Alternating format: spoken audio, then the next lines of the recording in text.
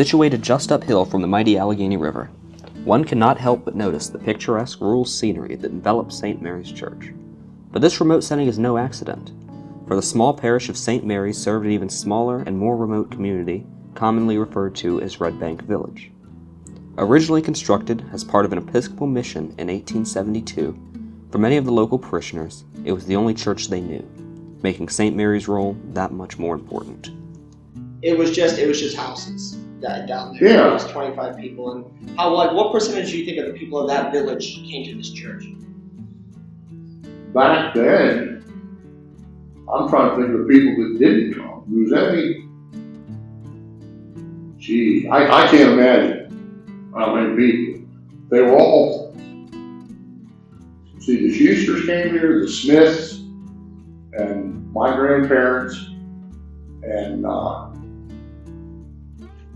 with some people from Canning, a couple of sisters from Wassingham came, and that's about it. I can't think of who else. Because of its rural location, the congregation of St. Mary's was made up of miners, farmers, and railroad workers, few of which could afford to spare money for the church.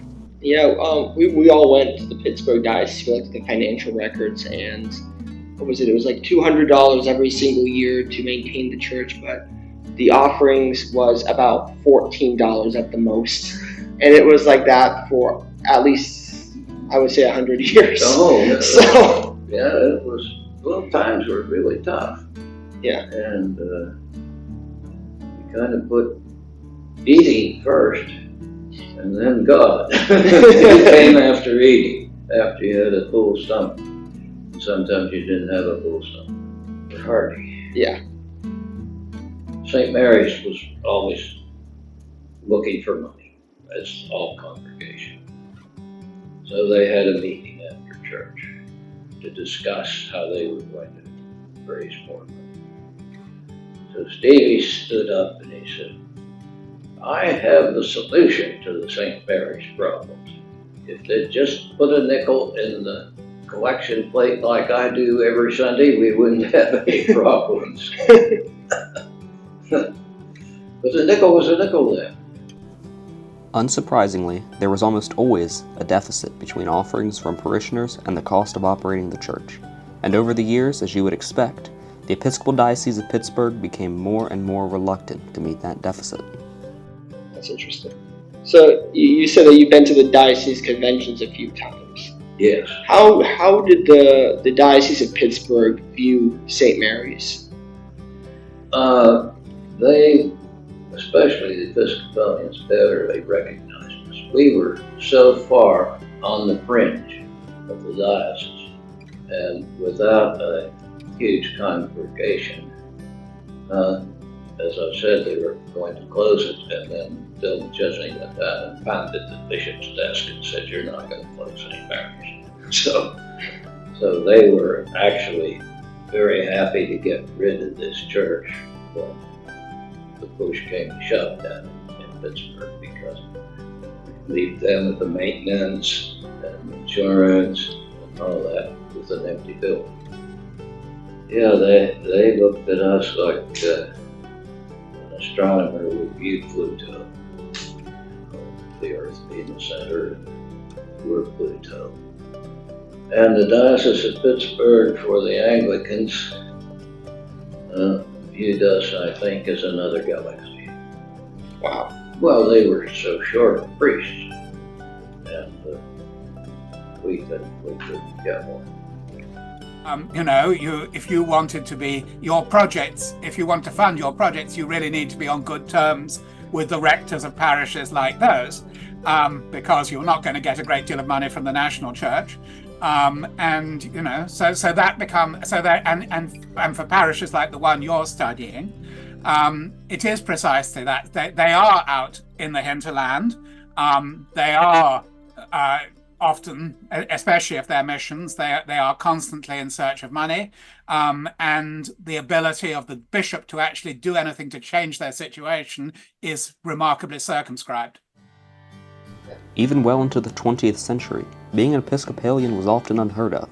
not because it brought a negative connotation, but because many people were entirely unaware of its existence.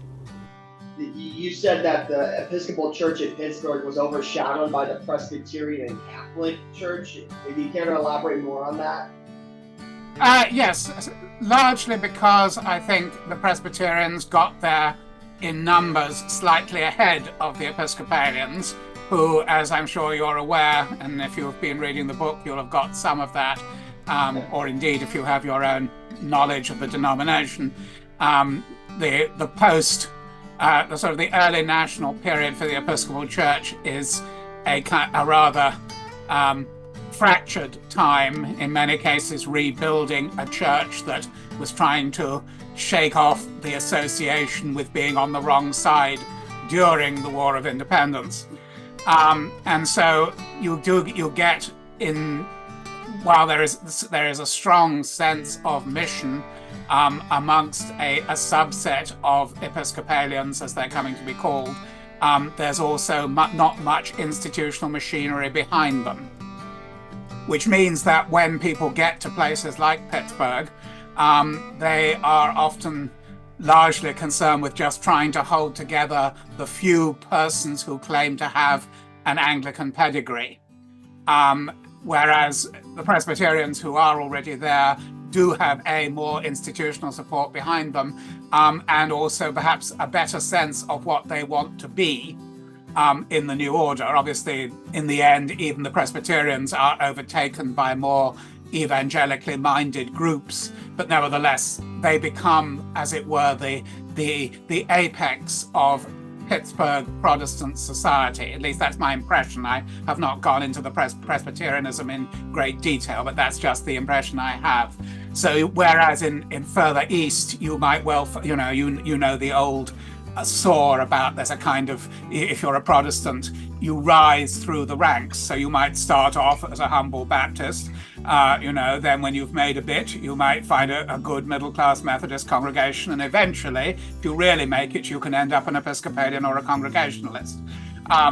As I say, in Eastern settings like Philadelphia or Boston, in Boston it'd probably be more likely to be a congregational congregation, but certainly in New York or Philadelphia, an Episcopal one, that wouldn't have held as much in a Pittsburgh context. So even though eventually, particularly under one bishop who is there for a 40-year period in the late 19th century and puts his own stamp on the diocese, I have a very strong sense that it's a game of catch-up. You're always a bit behind the curve. You're probably thinking in terms of those people of English origin who've moved to Pittsburgh. Obviously, Pittsburgh attracts a lot of English miners, especially from places like Cornwall, because they have skills that are very applicable to the industrializing setting. But you become, as it were, that kind of church for the diaspora English.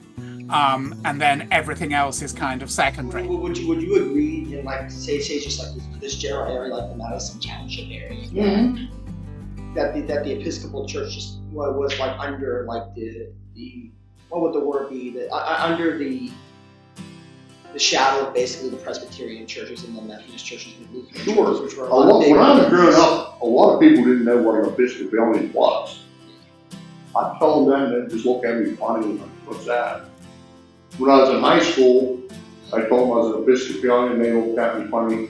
I said, remember the Church of England, the Anglicans? Yeah. I said, that's what I am. Although St. Mary's was often overshadowed by the large parishes of Pittsburgh and other cities, it had a remarkably dedicated laity that separated it from the rest. St. Stephen's Sir Wickley, but powerhouse for the evangelical revival in the 1960s, 1970s. But that's such a big church, it's not a mega church in the technical sense of the term, but by Episcopal standards, it's a mega church. And yes, there was a time when St. Stephen's, I think, had a dynastic element to it, and there are families who've been there for a while, but it's a much more transient community. Whereas the people who live in somewhere like Braddock or or Redbank or wherever, that they are often locked into that parish in a way that means that they will support it to a degree that would not happen in other areas or in other settings.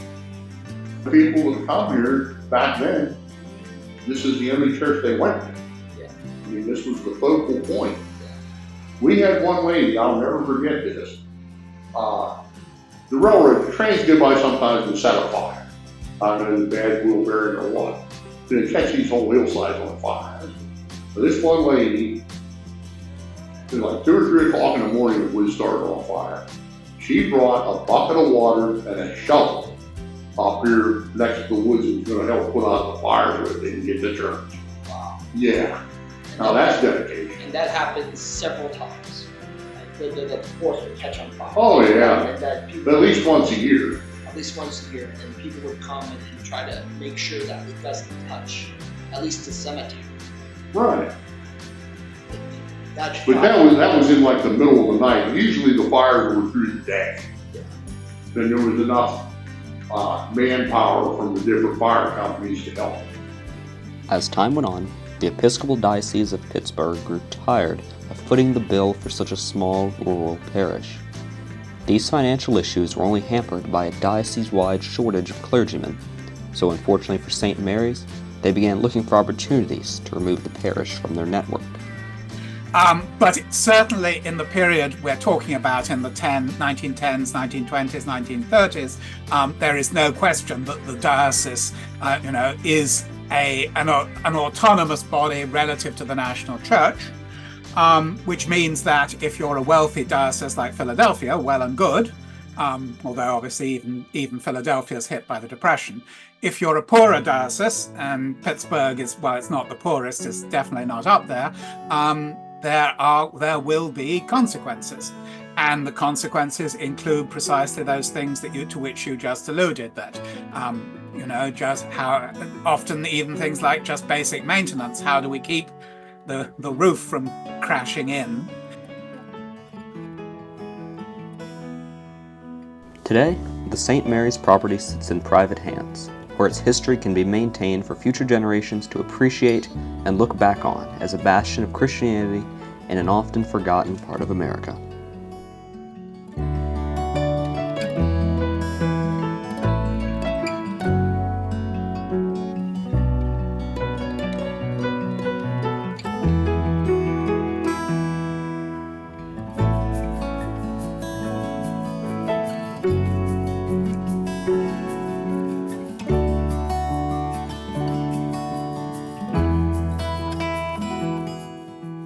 As the sun now sets on a bygone era of our history, this humble parish's story lives on, in hope that the toil and sacrifice of our forefathers will not be forgotten, and instead embraced by historians to come.